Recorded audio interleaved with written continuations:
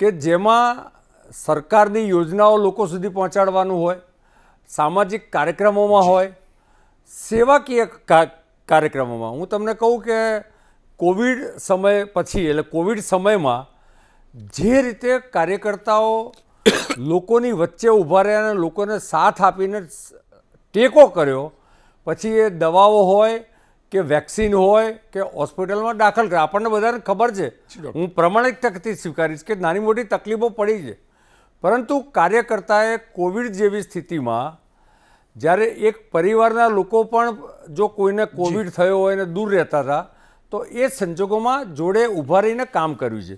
તો કાર્યકર્તા લોકો સાથે જોડાયેલો છે અને સતત જોડાયેલો છે. બીજું, દરેક ચૂંટણીમાં જે રિપોર્ટ કાર્ડની સંસ્કૃતિ નરેન્દ્રભાઈએ એસ્ટાબ્લિશ કરી છે એ જ પ્રમાણે અમે રિપોર્ટ કાર્ડ લઈને લોકો વચ્ચે જઈએ છીએ.